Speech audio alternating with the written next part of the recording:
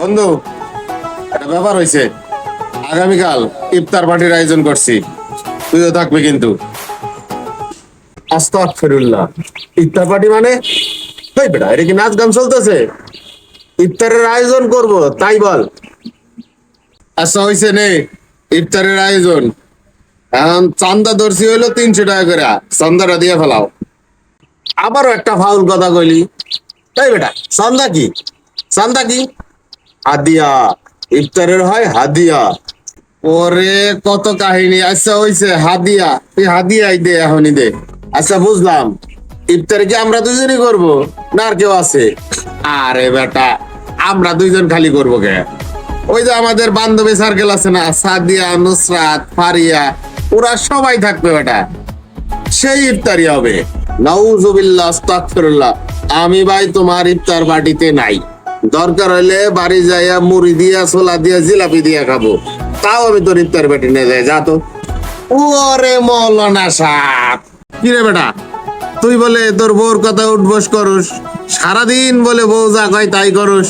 ওই বেটা ওই, এইসব ফাউ কথা তোরে কয় কিটা রে? শালা ফাউল, এইসব আজাইরা কথা কই পাস? মানছে তো তাই কয়। আরে বেটা, মানছে যা কয় তাই তুই বিশ্বাস করবি বেটা? আজকে সকালের ঘটনা শোন।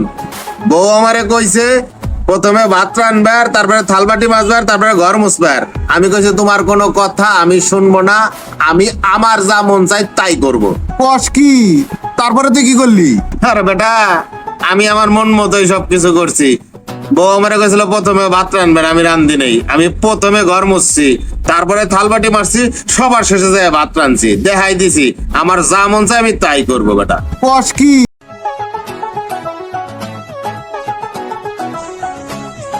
আব্বা, আমার ঈদের কেনাকাটা করা লাগবে, টাকা দাও। কয় টাকা লাগবে? 10,000 টাকা দাও। ঈদের কেনাকাটা করতে আমার 10,000 টাকা লাগবে। আমি 10 মাস কিছু দেওয়া পারবো না, আমি বড় জোর 5 দেওয়া পারি। না, আমি 5,000 নিব না। 5,000 টাকা কেনাকাটা কিচ্ছু হবে না, আমার 10,000ই দেওয়া লাগবে। 5 নিলে নাও, না নিলে যাও গে, দরকার নাই, আমার কোনো সমস্যা নাই। আচ্ছা দাও, তাই 5,000ই দাও। ওদের যাওয়াই কিনবানি।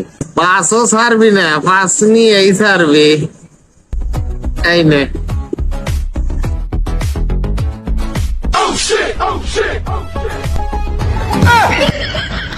কিরে, তোরে বলে আবারও পুলিশে ধরছিল? এইবার আবার কি ভুলভাল ইংরেজি কইছিলি? খালি ধরে নাই, জম্মের বানান বানাইছে, পাঠাইছে।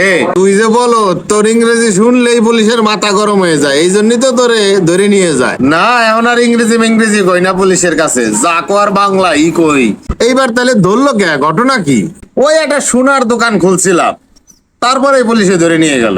সোনার দোকান খুলছস, এটা তো ভালো কাজ, এটা ব্যবসা। পুলিশে ধরলো কে তোরে? কাগজপত্র ছিল না? আসলে কাগজপত্র কোনো বিষয় না, মাঝরাইতে সোনার দোকানের তালা ভাঙ্গে দোকান খুলছিলাম, ওর পরেই ধরে নিয়ে গেছে।